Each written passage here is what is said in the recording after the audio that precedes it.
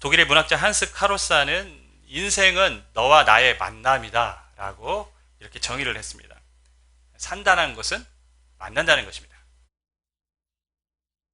태어나면 부모와의 만남이 있습니다. 자라면서 선생을 만납니다. 친구를 만납니다. 스승을 만납니다. 애인을 만납니다. 이렇게 인생은 수도 없는 만남의 연속이죠. 그리고 수많은 만남이 결국 인간의 뭘 결정합니까? 행복을 결정합니다. 좋은 만남이 있고 좋지 않은 만남이 있습니다. 좋은 만남이 있으면 행복한 거고 좋지 않은 만남을 하면 불행한 겁니다. 우리 최근에 며칠 전에 있었던 어떤 한 아이, 9살짜리 아이의 죽음. 그것 때문에 지금 온 나라가 또 시끄럽습니다. 그 아이는 좋은 부모를 못 만났어요. 좋은 부모를 못 만났으니까 그 아이의 인생이 비참할 수밖에 없었습니다.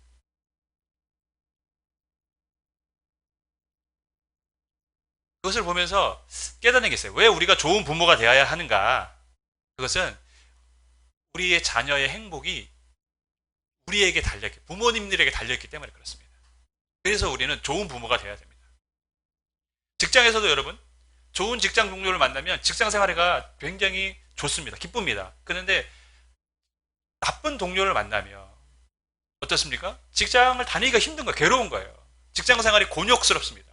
그러니까 인생은 수없이 많은 만남의 연속인데 그 만남에는 좋은 만남이 있고 분명히 좋지 않은 만남이 있습니다. 좋은 만남은 우리를 행복하게 하지만 좋지 않은 만남은 우리를 불행하게 만든다는 것이죠. 여러분, 우리는 이런 점에서 우리가 좋은 만남이 되어줘야 하는 사람이 되어야 될 줄 믿습니다. 나를 만났을 때 좋은 만남이었다. 왜냐하면 그래야 내 주변이 행복하기 때문에 그렇습니다. 오늘 본문에서도 보면 고넬료와 베드로의 만남을 기록하고 있습니다. 이 만남은 아주 좋은 만남이죠. 왜 그렇습니까?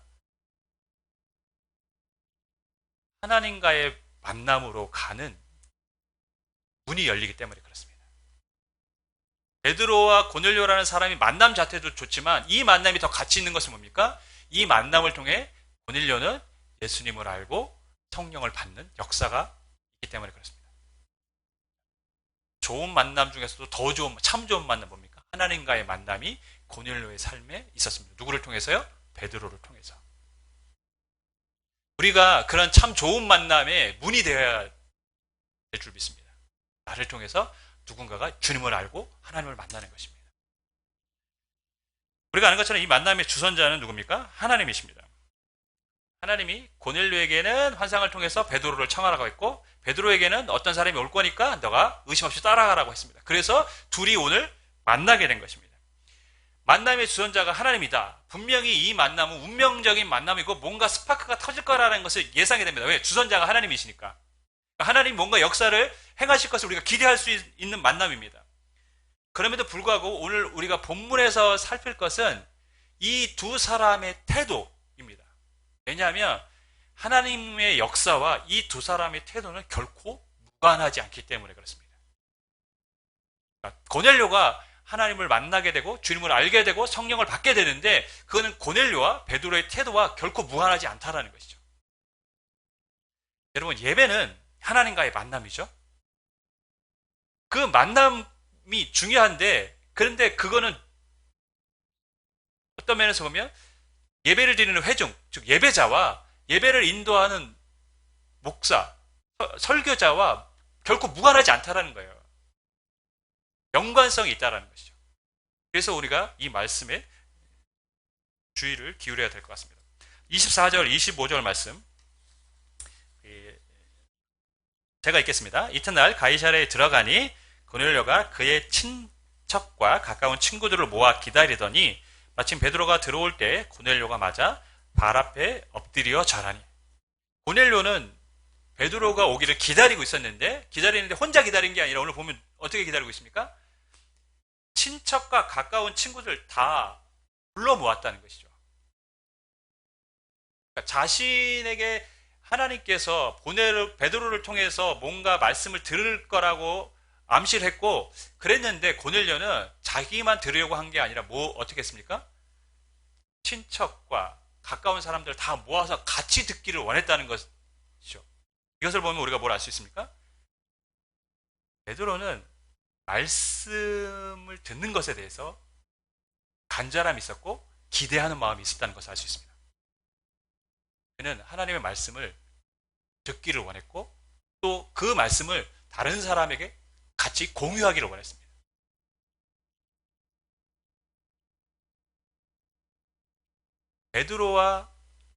고넬료와 그의 친척과 그의 가까운 사람들이 예수님을 알게 되는데 결정적인 역할을 누가 합니까? 고넬료가 한 것입니다. 고넬료와 그의 가족만 들어도 돼요. 근데 그렇게 하지 않았어요. 고넬료는 그의 가까운 사람들, 친척들도 다 불러서 같이 듣기를 원했다는 것이죠. 우리가 여기서 이제 던져야 될 질문이 하나 있죠. 우리는 정말 이 고넬료와 같이 하나님의 말씀을 사모하며 듣기를 원하고 있는가? 아니면 기대하고 있는가? 그리고 이 말씀을 누군가에게 전해주고 싶은가? 고넬료에게는 분명 그런 마음이 있었습니다. 여러분, 고넬료가 친척과 가까운 사람들을 부르는데 와라 했을 때 한 번에 온 사람도 있겠죠. 하지만 사양하는 사람도 분명히 있었을 거예요. 사양하고 나는 괜찮아. 뭐 내가 가서 들어서 뭐해? 고넬료는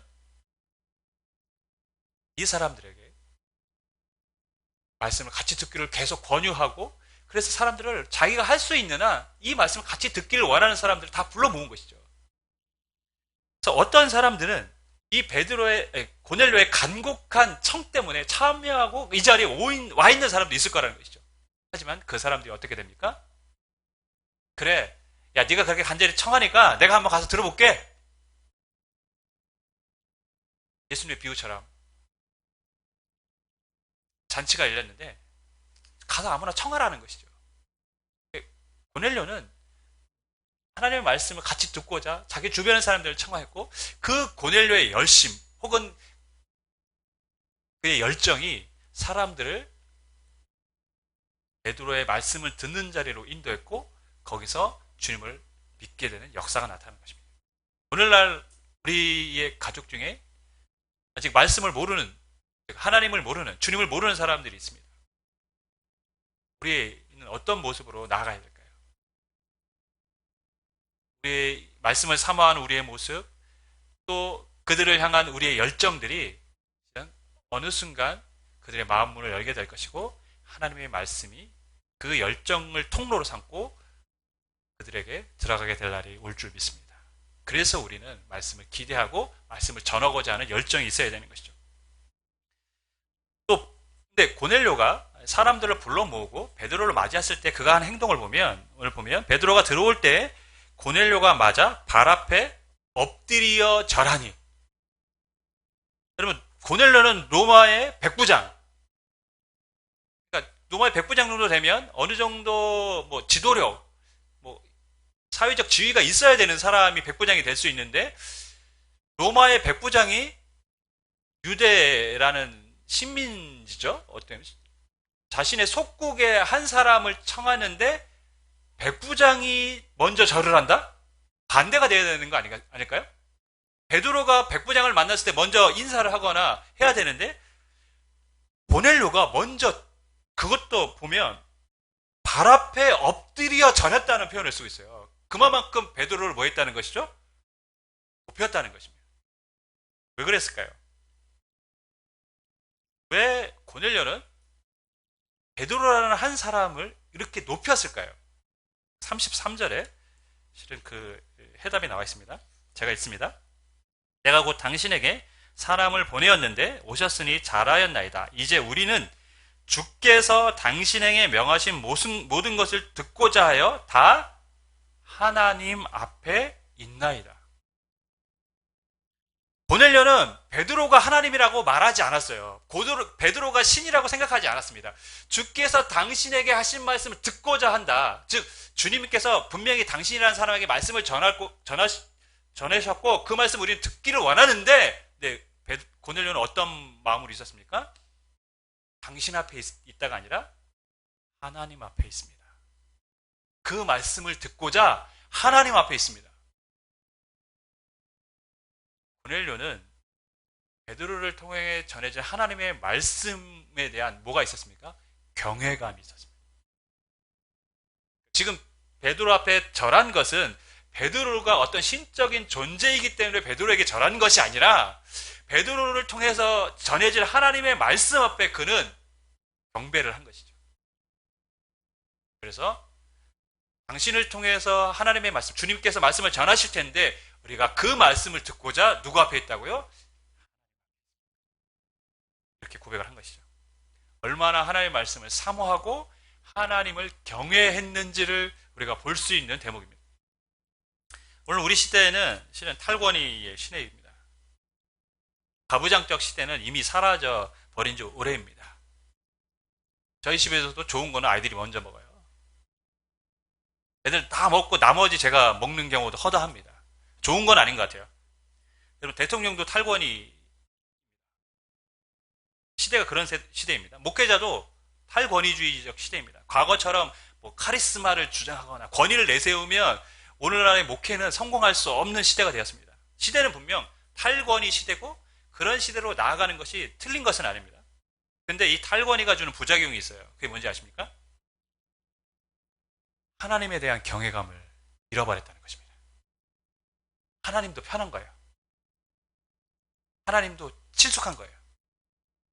예배도 편한 거예요. 고넬료처럼 예배를 할 때 우리가 하나님 앞에 있다는 인식을 갖고 나오지 않게 되어버렸습니다. 어느 순간부터 사람들이 처음에는 하나님 앞에서 예배한다는 인식을 갖고 나왔는데 어느 순간부터 예배도 편해지고, 왜? 탈권위 시대가 되니까 모든 권위나 형식들이 다 무너져 버린 거죠. 그런 걸 내세우면 뭐라고 생각합니까? 요즘은? 꼰대. 꼰대. 뭐 그런 걸 내세우냐. 여러분, 예배란 무엇일까? 예배는 하나님과의 만남이죠. 가장 좋은 만남. 근데 그 만남으로 가는 과정 중에 무엇이 있습니까? 하나님을 경외하는 마음이 있어야 되는 줄 믿습니다. 하나님을 경외하며 그분을 경배할 때에 그때 예배의 문이 열리는 것입니다. 좋은 설교가 좋은 예배를 결정하지 않습니다. 좋은 찬양이 좋은 예배를 결정하지 않습니다. 좋은 예배는 하나님을 경외함으로 주님을 경배할 때에 좋은 예배가 되는 것입니다. 여러분, 하나님의 말씀을 사모하고 하나님을 경외할 때에 하나님께서 그 자리에 찾아오실 줄 믿습니다. 그것이 바른 예배입니다. 오늘날 우리 시대의 관심사는 이제 코로나죠. 코로나 확진자가 얼마나 늘었느냐, 우리의 매일의 관심사가 됐습니다. 그래서 매일 뭐 40몇 명이다, 50명 넘어가면 왜 50명 넘어갔지, 또 30명대 나면 그래도 다행이다. 이게 우리의 뭔가 일상이 되고 뭔가 하루에 우리의 감정이나 여러 가지 기분을 바꾸는 하나의 요소가 돼버렸어요. 중요한. 근데 저는요, 최근 이제 확진자들이 어떠한 통로를 통해서 확진자가 늘어나는지에 대해서 연일 뉴스에서 얘기하지 않습니까? 최근에 가장 많이 나왔던 것 중에 개척교회, 그 다음에 또 뭐 있습니까? 탁구장. 제가 개척교회고 제가 탁구 좋아하는데 제가 속으로 그랬습니다. 속으로 뭐라고 했냐면, 야, 나는 그럼 어디로 가란 말이냐. 개척교회가 문제가 있어서 교회에도 예배 문도 닫으라고 막 그런 뉘앙스로 얘기를 하고, 탁구 같은 것도 하지 말라고 하면 나는 그럼 어디로 가라는 얘기냐. 난 집에만 있으라는 얘기냐. 여러분, 간혹 뉴스 중에 부흥회를 한다 해서 감염이 된 사례도 얘기했습니다. 또 어떤 교회들은 야외 MT를 가서 봉고차 안에서 뭐 같이 이동했다. 근데 솔직히 그런 뉴스를 들으면 마음이 편치 않습니다. 그리고 한편으로는 좀 답답하기도 해요. 왜 답답하냐면, 그런 건 안 해도 되잖아요. 그렇지 않습니까? 저는 이렇게 생각합니다. 지금 이렇게라도 예배할 수 있는 것에 감사하자. 우리가 지금 불편합니다. 마스크 쓰고 예배하는 거 불편합니다. 에어컨 틀어놓고 창문 열어놓는 거 웬 난립니까? 이게 뭡니까? 근데 그렇게 합니다. 왜냐고요? 이렇게라도 예배할 수 있으면 감사하기 때문에. 잠시 소그룹 모임 안 하면 어떻습니까? 그죠? 잠시 야외 활동 안 하면 어떻습니까? 탁구장 안 가면 돼요. 뭐 그런다고 제가 실력이 뭐 늘거나 줄지 않습니다. 똑같아요. 그럼에도 불구하고 제 마음속에는 우리가 이렇게 모여서 예배할 수 있다는 건 하나만으로도 하나님 앞에 감사해야 되는 거 아닌가. 그래서 우리가 정부에서 권장하는 방역수칙 지켜가면서 해야 되는 게 맞다. 저는 그렇게 생각합니다. 왜? 예배가 소중하기 때문에. 하나님 앞에 예배할 수 있음이 너무나도 감사하기 때문에. 여러분, 예배는 하나님을 경외하고 경배하는 것입니다. 조금 불편해도 우리가 그런 마음으로 나온다면 하나님이 그 예배 가운데 함께 해주실 수 있습니다. 그런 마음이 있어야 됩니다. 이 시간 이제 두 번째로 살펴볼 건데 고넬료를 살펴봤다면 이제 베드로를 살펴봐야 되는데 고넬료가 자신에게 절하자 베드로는 이렇게 말합니다. 26절을 보면 베드로가 이렇게 이르되 일어서라 나도 사람이다. 자신 앞에 절하는 고넬료에게 이렇게 세우면서 일어나라 나도 사람이야 나에게 절할 필요 없어 이거죠. 여기서 우리는 베드로가 무엇을 주장하는 줄 알 수 있습니다. 나도 너와 같은 사람 평범한 사람이다. 내가 특별한 사람이 아니야. 나는 특별한 존재가 아니야 라고 말하는 것이죠. 오늘날 한국교회에 좀 이상한 현상들이 있습니다. 뭔가 능력이 나타난다? 뭔가 사람들이 많이 모여준다 하면 뭐라고 얘기합니까? I'm special. 나는 특별해. 나는 특별한 존재야. 그렇게 말하고 그렇게 또 믿으려고 합니다. 여러분, 옳지 않은 것이죠. 진짜 믿음의 사람들은 특별하다고 말하지 않습니다. 다 평범하다고 얘기합니다. 성경에 여러분 베드로가 특별하다고 자기 특별하다고 얘기한 적 봤습니까? 세례 요한이 자신 특별하다고 얘기한 적 있습니까? 바울이 자기 특별하다고 말한 적 있습니까? 오히려 하나님의 놀라운 능력이 그들에게 나타났음에도 불구하고 그때마다 사람들은 베드로를 주목하고 바울을 주목하고 바울이 루스드라에서 남에서부터 걷지 못하는 사람을 고쳤을 때 루스드라 사람들이 제우스가 오고 허메네스가 왔다고 신들이 왔다고 그렇게 생각을 했어요. 그리고 그들을 경배하려고 했을 때 바울이 뭐라고 합니까? 그러지 말라 나도 사람이다. 성경에 놀라운 능력을 행했던 모든 사람들이 자신이 특별하다고 말한 적이 없습니다. 오히려 평범하다. 아니 바울 같은 경우는 뭐라고 했습니까? 나는 죄인 중에 개수일 뿐이다. 여러분 자꾸 특별하다고 말하는 거 뭔가 잘못된 거예요. 그건 믿음의 사람이 말할 말이 아닙니다. 왜냐하면 모든 능력은 누구로부터 옵니까? 하나님으로부터 오기 때문입니다. 그것을 알기 때문에 자신은 아무것도 아니고 이 모든 일을 행하는 것은 하나님이시라는 것을 분명히 알기 때문에 믿음의 사람들은 자기가 스페셜하다, 특별하다고 말하지 않아요.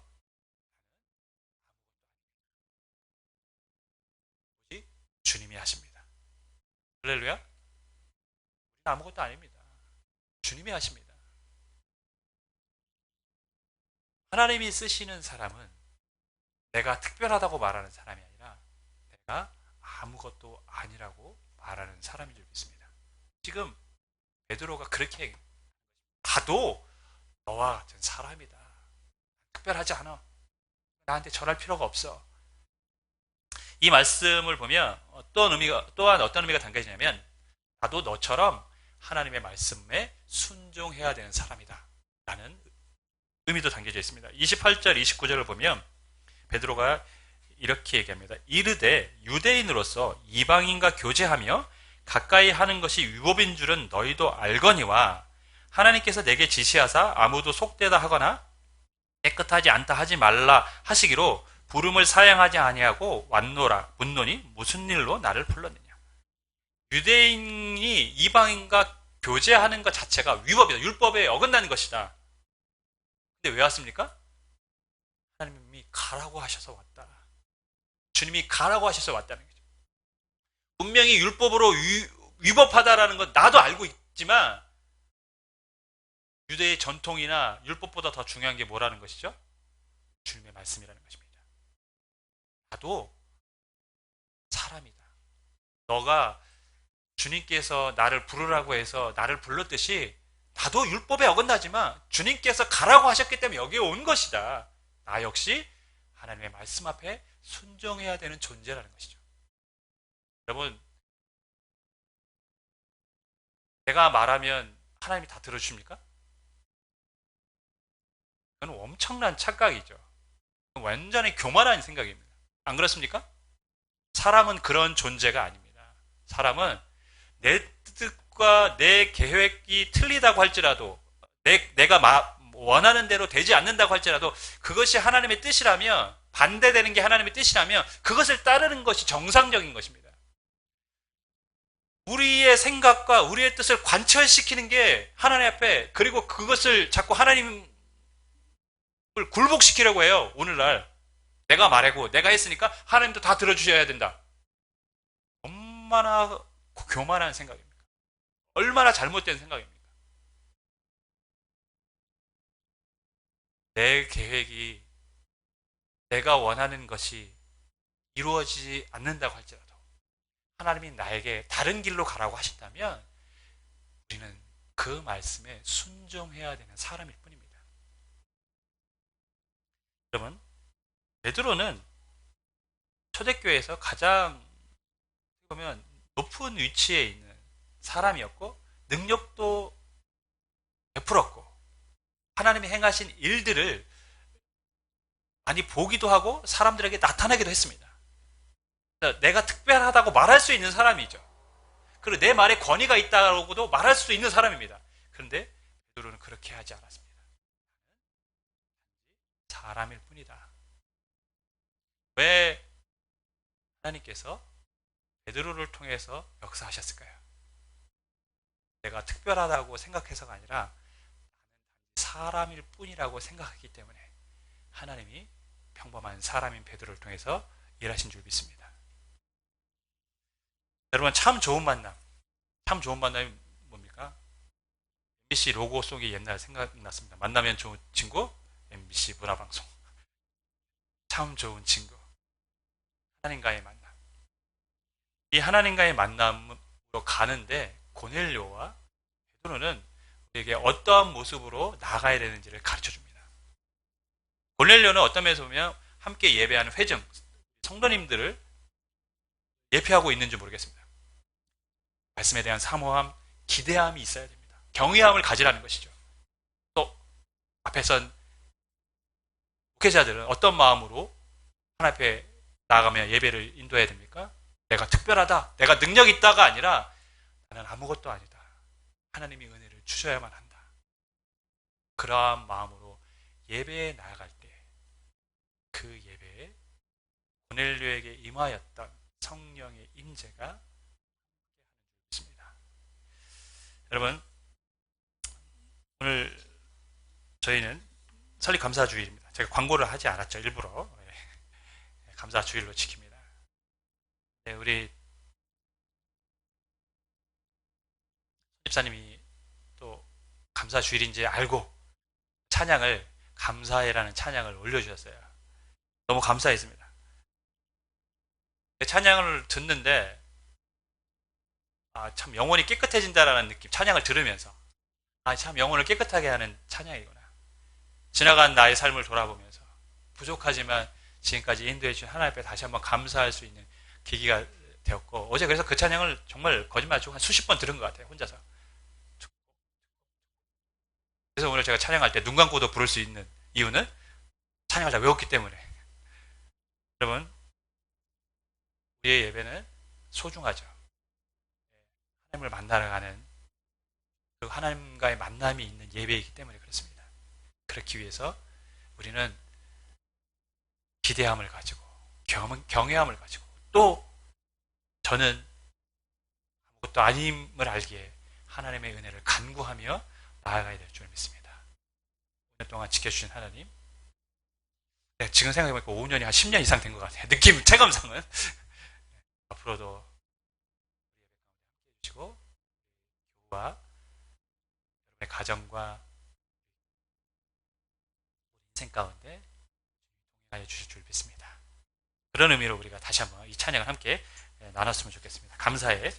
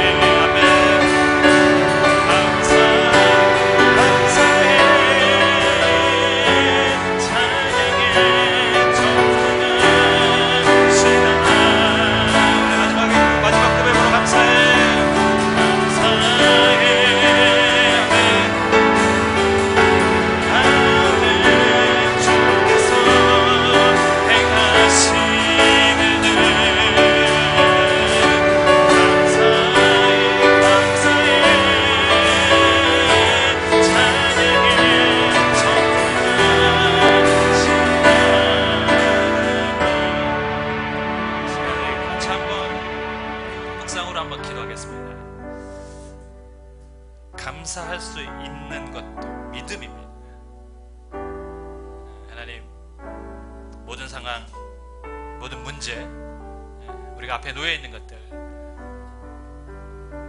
주님 감사할 때 감사의 능력이 나타나게 하여 주옵소서. 지금까지 인도해 주신 하나님, 우리 교회를 인도해 주신 하나님, 우리의 삶을 인도해 주신 하나님, 지금은 뭔가 막힌 것 같은 부분이 있지만 주님 감사할 때 그 막힌 것이 열려질 줄 믿습니다. 주님, 이 시간 우리가 감사함으로 지금까지 나의 삶을 인도해 주심을 인하여, 우리 교회를 인도해 주심을 인하여, 또 앞으로도 인도해 주실 하나님을 믿고 우리 묵상으로 함께 기도하겠습니다.